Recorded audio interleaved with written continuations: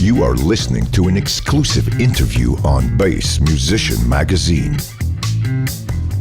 The interview starts now. Hey everybody, this is Raul for Bass Musician Magazine, and today we have the great honor and pleasure of chatting with bassist and vocalist for Houndmouth, Zak Appleby. Hello. So, starting from the beginning, Zak, so people get a chance to know a little bit about you and your journey. How did you get started in music and on bass? I got started in music playing acoustic guitar when I was about 17. I got started super late in my life, actually, compared to most people. Started gigging acoustically and doing stuff here and there, and then I actually didn't get involved in playing bass until Houndmouth, until this project now. So about 7 years I've been playing bass. And was it because they needed somebody to do it, or? Yeah, so there were four of us originally, and we all played guitar, and we came together, and we were all holding a guitar, and we looked at each other crossly like, okay, well, what's going to happen now? And so we divvied up the responsibilities there, and I was lucky enough to get the bass in my hands. It was really nice. Are you self-taught because it's been kind of baptism by fire? Yes, absolutely. So it was a very, very trying thing. When we first started going on tour, we were opening up for these guys named Dry the River was their band name. And I was always in their bassist head. His name was John. I was always in his head, and I was like, hey, man, how do you transition from like the 1 to the 4 so smoothly? I'm sorry, his name was Scott. His name was Scott. I don't want him to see this. And go, hey, wait, that wasn't me. No. Right. So anyway, one of the challenges that guitarists many times have when they transition to bass is thinking differently, because with the guitar, you're trying to kind of fill all the space.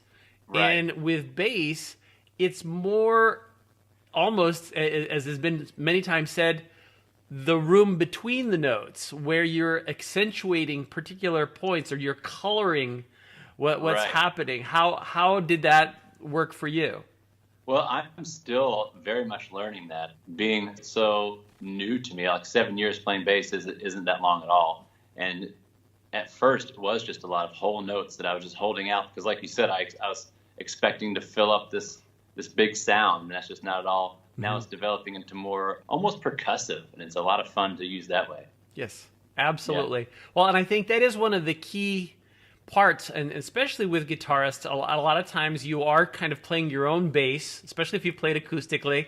You know, that you kind of hit that low note to give the chord that dime, but leaving the spaces and not, my teacher used to call it noodling. Right. Because I would run into that. I played guitar before I played bass as well, and part of the challenge was just not noodling it to bits.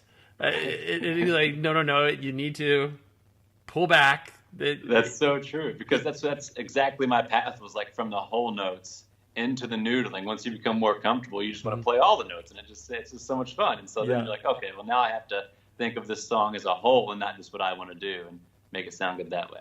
Gotcha. Well, and I do feel that many times bassists that transition from another instrument, the classic example is Sir Paul McCartney. Mm-hmm. It gives a certain melodic approach that goes beyond the percussive. Now, the percussive is important, but a lot of those melodic lines that you have in Beatles music, that you just go, okay, that's what. And nobody was thinking along that direction, but there that went. So it opens it up to some very interesting things. So as we fast forward to Houndmouth, you guys are releasing Golden Age, went up in August. That's your fourth album together? Third, yeah. Third, okay. And California Voodoo is EP going up pretty much as we speak, or just recently? Yeah, just a couple days ago. It's more of a, we did a lot of work when we were we took some time off and traveled to Gatlinburg and rented a little chalet down there and set up shop there for a week. And we wrote a few songs, and then we went to Texas for a little while and did the same thing there, and at a place called Sonic Ranch. And so we've kind of had all these songs. They didn't fit anywhere, but we really, really liked them. So we decided to put out the EP with California Voodoo. So we'll see how how everybody responds to it, yeah. Well, and when it comes to genre description, when I look at how they describe, you guys have a pretty wide open between kind of touches of country, indie rock, folk rock, Americana. I mean, it's like whatever you wanted to do, it's fair game. Just kind of go for it, which is a nice place not to be pegged Sure. in one particular area?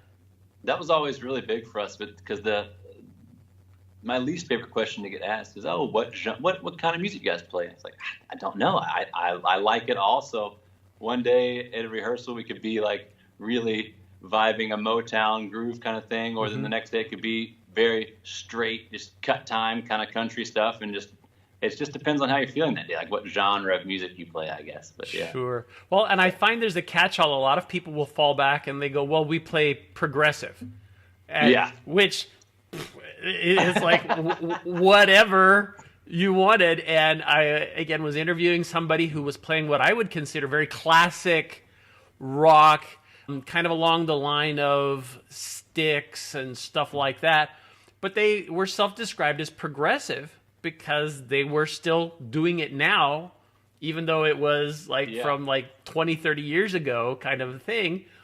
They were still blazing their trail in that direction at this particular time. Right. So with that said, I know you guys have a tour planned coming up. We're speaking in November, but over the next few months. Yeah, so we're actually taking December and January off, and then we hit the road again in February. We're gonna do some dates there.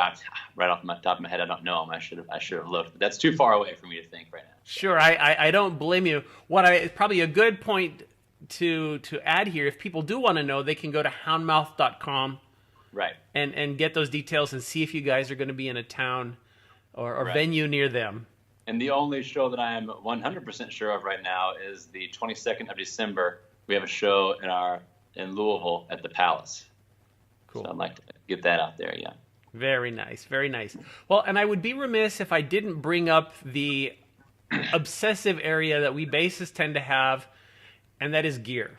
How do you get your voice with your gear? What are you playing on?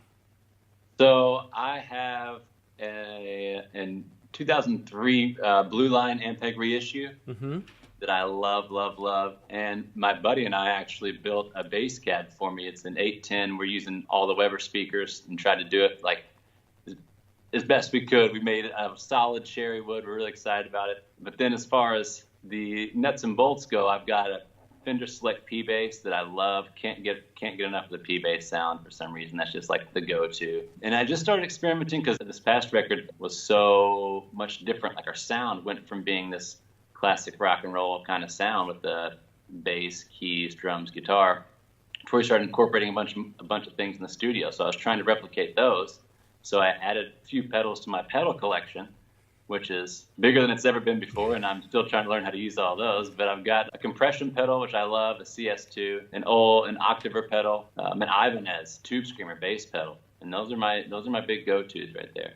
Very cool. Well, and part of the transition going from being a guitarist to a bassist, the guitars seem to go kind of pedal crazy, whereas with the bass end, you kind of go, oh, maybe not as much. Right. It's not really necessary a lot of times to do that. Well, for me personally, I mean, I could see where it would be beneficial, but sure. Yeah. It's just... Well, and it hinges on the kind of music you're playing too, because sure. If you are doing like death metal or something, the kind of sound you're going to want is different than Motown, where you might go, I just want a clean P bass sound with a fresh set of strings and some tube amp kind of bit. Any kind of tube amp, yeah. And then I'm good to go. Whereas with Octaver or Screamer, all the way to the extreme where we're seeing basses that are MIDI processed, enabled, and they will sound like a B3 Hammond organ. I mean, it really just kind of hinges on what the needs of the tune are and the band and the music. Sure. How about strings? Any particular taste in strings?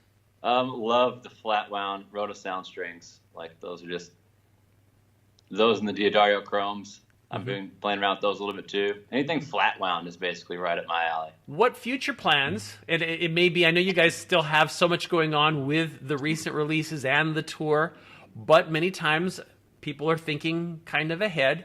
What plans do you guys have for the future? We're actually getting together this week, and we're going to start work on the new album. We're going to start writing.